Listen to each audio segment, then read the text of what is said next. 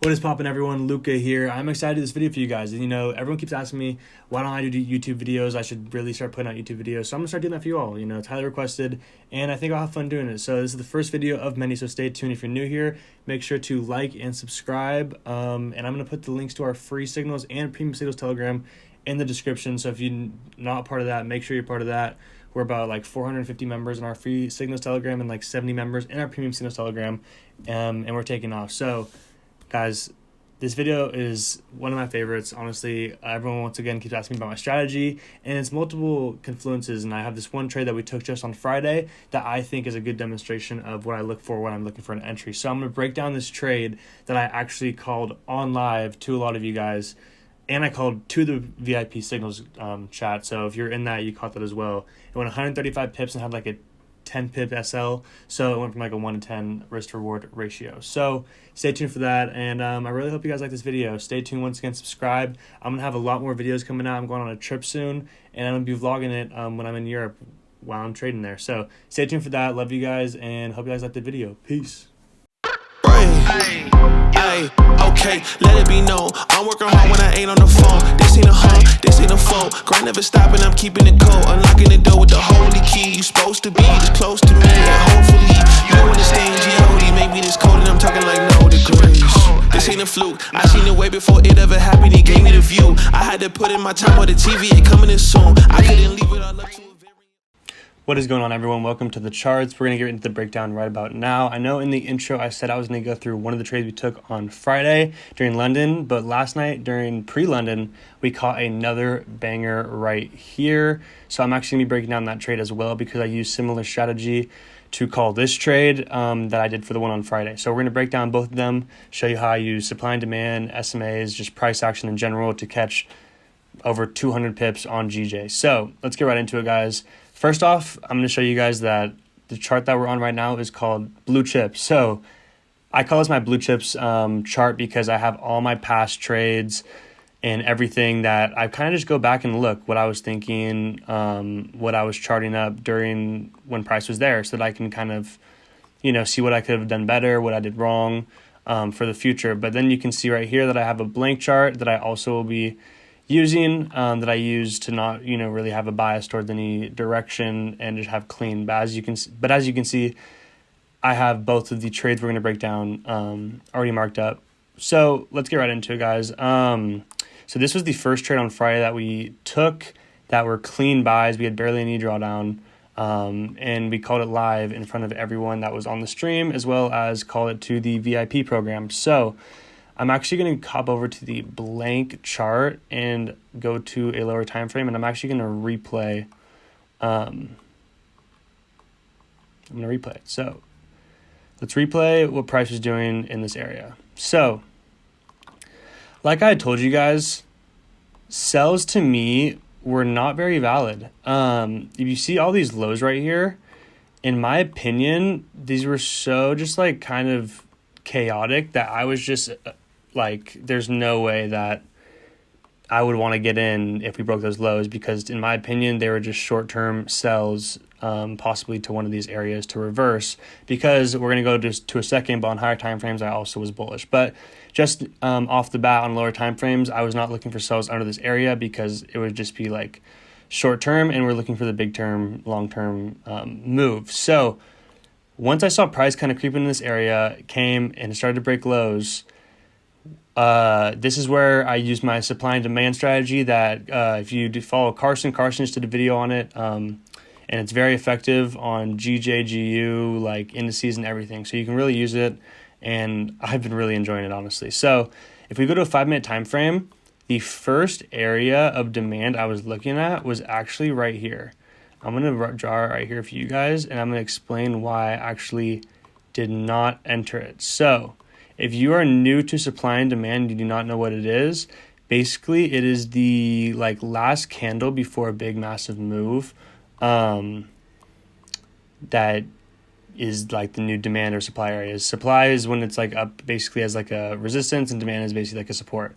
So this is my first area of demand I had marked up that I want to see price to come hit and then possibly see what it would do in this area. So as you can see, we're already in this area. Price was dumping. All right, so This demand strategy kind of goes into now what is my SMA strategy, which a lot of you guys have been asking me about. So I haven't really come up with the firm name for it yet, but it's my own strategy that I've kind of developed over time, which is basically anticipating pullbacks or, like longs because SMAs are too far from price. So what do I mean by that? When price is absolutely dumping or absolutely shooting up and it starts to get far away from price, I use the SMAs as a mental note as like price has to pull back. Even if it's just short term, price has to pull back. And it saves me a lot of the time, guys. If you guys input this into your own strategy and use it on your own, I really think that it's could really up your game. Why? Because it'll help you avoid losses. It might make you miss out on a couple wins, but I think you're going to miss out on a lot of losses with the strategy because, once again, there's a lot of times where price is absolutely dumping or absolutely shooting up and you want to get in because it's breaking highs, but you get in and it absolutely just reverses and stops you out. So this is a way to kind of have a mental note about it. So do I take a strategy just because it rejects or shoots off SMAs? No, not all the time. It's just an extra confirmation I use. So price was dumping, came to the supply zone, and I want to see what it was going to do off of it. So it had a little bit of a reaction. That's when we go into a 1 minute time frame, or I was on a 1 minute time frame. A lot of people, hate on the 1 minute time frame, but I've been absolutely killing it on the 1 minute time frame. Why? Because when I was in the 1 minute time frame, I was looking for a break above these highs as well as start trading above the 8 SMA to then get in a long position. So if we keep playing it, price did not do that. As you can see, it actually rejected perfectly off the ASMA, kept dumping. So I was like, all right, buys invalid in that area. My next level of demand was this area right here. Let's go back over. And once again, like I said, the last candle before a massive move. So you see this big, I remember. I kind of made it a bigger one. So I did it as this high to this low, which kind of is, you're not really supposed to do that, but I just wanted a bigger stop loss and a bigger area. You could have done it just in this area as well, and it could have worked out, but I wanted a bigger demand area to be safer. So let's go over to this area, and let's watch what happens when price comes to this demand area. So shooting down. Oh, and it had that reaction. So when I saw it hit off I don't think we'd hit it off yet. Yeah, so look, it did not hit off the demand yet. It came back down, waiting for it to get in the demand area, and look, now we're in the demand area. So this is when you look for some type of pullback or change of direction to then try and find a position. So as you can see, price is dumping. We're not in buys yet. Nope, we're not getting any buys. Oh, well, we're starting to reject, okay? I see price start trading above. Look, it's starting to break above the ASMA. And then watch, we're on the 1 minute time frame once again. To me, now this is the area where if we start trading above here is where, all right, I'm going to get in the trade. If we start trading below it, it's still not a good area to get in buys yet. So start going through it again, and I think this is where So this is where I got in the trade, guys. I saw price changing direction, had a good rejection off this demand area, and then price was starting to shift and break above on the 1 minute. So we can get back out to the 5 minute, and I was like, oh, well, I just pressed play. So price started absolutely rocketing, and it basically had zero drawdown, came back down to entry, but I actually said to the VIP program to anticipate a break and retest because that happens a lot. Once again, if you have a big impulsive move, you better yet, know that a pullback or something's going to be coming in the near future. So pullback happened, came back to the entry, and then we absolutely rocketed. So this ended up going, I think, 135 pips if you keep going. But there's a couple other reasons why I took this trade that I'm going to keep going into. So this was a demand area trade, as well as why I'm going to go over why on higher time frames I was actually bullish. Let's go out to the 1 hour. If you guys look at GJ, we are in a bullish trend. Even though we had short-term sells, we are still overall bullish, and we are having a massive pullback right now. So when I saw that price was failing to break lows again, and we had shot up and then consolidated and had that push down, in my mind, not only was I thinking buys because of just price action of higher lows, higher highs, higher lows and higher highs, and lower highs being created all the way down, and then shifted structure, but I actually drew a trend line. So a lot of you guys don't do this a lot, and this is something that you guys can include in your trading. If you would have drawn this trend line before price even moved in this area, this is basically what I did. I had this in my mind already before I took the trade that, well, we're failing to break lows. I want to see a shift of structure. Even if we are turning bearish, I do want to see a pullback to test this trend line before continuing down. And that's just a strategy I've learned over the years that I've kind of implemented myself, and I've found to be very helpful because there's actually multiple trades that I have won because of anticipating pullbacks, anticipating certain moves, and going, well, it's probably going to come back to this area before we actually continue down or before we actually continue up. So we had a good demand area, support, overall bullish trend, dead cat bounce with the SMAs, and then targeting these highs, as well as this was another demand area. So the demand area, a supply area. So a supply area, once again, is when it's at like a resistance area. So if we go into like a 5-minute time frame, there was actually, I forgot, a demand area up here, a supply area up in here that I actually was targeting, and I'll go over to the blue chips,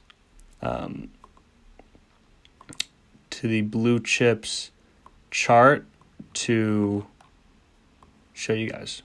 But not only was this where the trend line was, but it actually was a supply area that I was targeting. So we found a demand area, we had a supply area we were targeting, had a trend line that we knew price was probably going to pull back to, as well as we were failing to break lows and was anticipating a shift of structure, as well as that SMA dead cat bounce, guys. So if you know what a dead cat bounce is, it's basically like, a lot of investors use that term for like when price of like a stock or something is just plummeting, and then it's basically short-term buys. Like a lot of investors are putting their money in to like make back up their losses, but overall it's just a little bounce. So even though when you use this strategy, it doesn't have to be a bounce. As you can see, this wasn't just a bounce.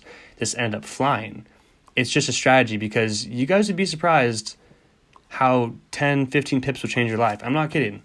If you guys are trading on a 100K, 200K funded account, all you need is 10 pips.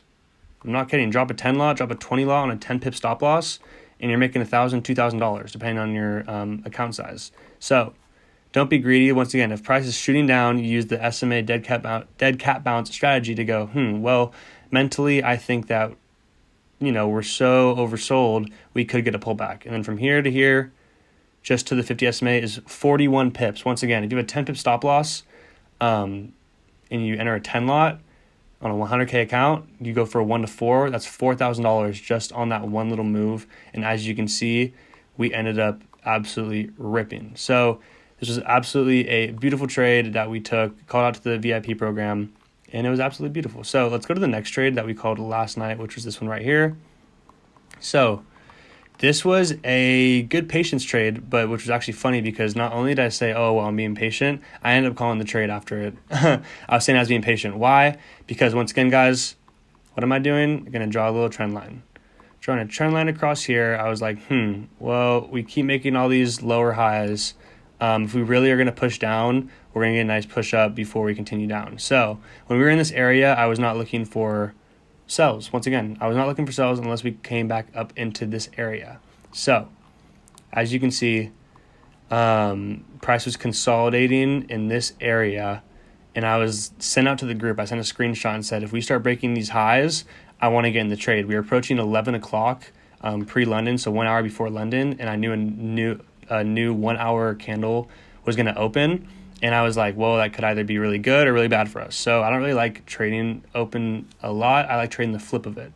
So this is actually what happened. So price came, was consolidating, and then the new hourly opened up, and it just started ripping up.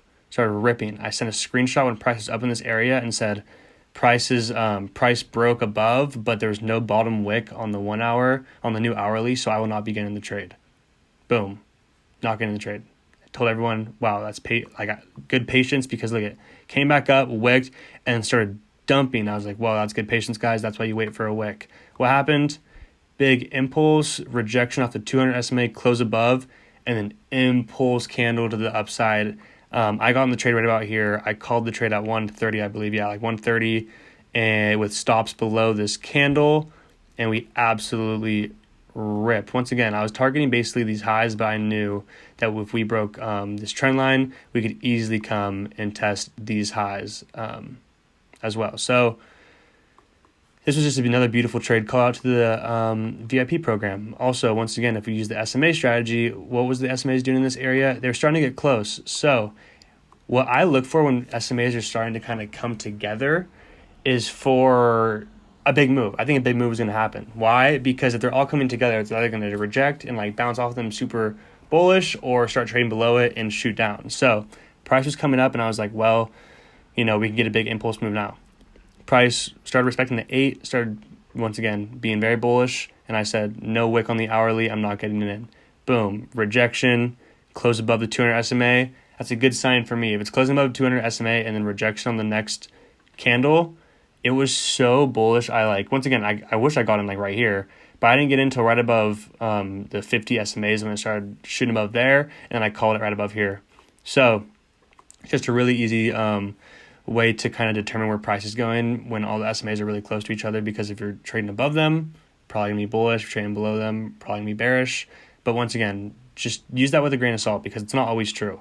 You have to know when to use it and when not to use it because you don't want to take a trade strictly off of that. It's just a really, really good confirmation. So once again, had a big, nice rejection off the 200 SMA on the 5-minute. Price started engulfing previous bearish candles and started turning bullish. Once we came up to this area, we had a big rejection, as you can see, off of this trend line that I had marked up. And I was like, wow, I wonder if that's just a fake out before the London dump. Obviously, it wasn't. The next candle just came and started flying. I had stop losses at break even, and it never came close to break even, so I wasn't worried at all. As you can see, we started flying, came to this area, and it was actually a supply area that I had marked up. Basically, up in this area, drew my supply. I think I drew a bigger one on this one also. So once again, I draw kind of a bigger one if I want to have a bigger stop loss, a bigger move, just to have a better confirmation, where it's kind of, at that point, kind of a resistance. But everyone does it their own way, Carson's really good at being strict about it and knowing the way he does it. But as you can see, we came and tapped into this area of supply, which I was targeting after we broke above this trend line, and actually was able to send, if we hop over to the blue chips, was actually able to send a breakdown on it to the group. I had taken my 3 trades for the night once this had happened, but once we got up to this area, I told the VIP, close full positions, and I'm getting out. And then I actually sent a screenshot saying I'm not getting in, but these look like very valid sells to come back and fill this big impulse breakout that it had after rejecting off of this supply zone. So a lot of people in the group actually caught this sell. I actually sent the same one on EJ as well. I said EJ and GJ may do the similar move. I'll put a little screenshot, honestly, probably right about here to show you guys that I'm not just capping. I actually love sending analysis into the group and tell everyone to execute on your own if you believe in the trade. Because at the end of the day, guys, I want to create very good traders. The group isn't about money. It's not about signals, all about this type of stuff. I want to create a community of funded traders that all make money and reach their financial goals that they want. Not just financial, but trading goals, because it's a lot different. A lot of people do it for the quick money, but that's not what I'm in it for. I want to create a really good, once again, community where everyone can just be free and just be happy and get that freedom that they most likely joined trading to get in the first place. So I'm trying to help out everyone in this community. No limit trading to the moon. You already know the freaking vibes, guys. I really hope you guys like this trade. It was just a breakdown of these two. There's obviously plenty of trades we take in the VIP program. If you are new to this channel, make sure to like and subscribe. I'm going to leave the links to the free signals as well as the paid signals in the our bio. Join it. We have like 450 members. Going crazy. I appreciate all you guys. And you guys get the Zoom links a lot of the time because I love going live for you guys and answering your questions. So if you want that, if you have any questions, leave a comment or DM me on my Instagram. I'm going to leave the link to my Instagram in the bio, Luca.NoLimit. And then once again, subscribe. I'm going to have a lot more videos coming out in the future. I'm going to be traveling soon, showing you guys how I travel and trade and make money on the road. So once again, love all you guys. Hope this breakdown was helpful and you can use this to go make money on your own. Peace and love. Love all you guys. And wait till the next video. Peace.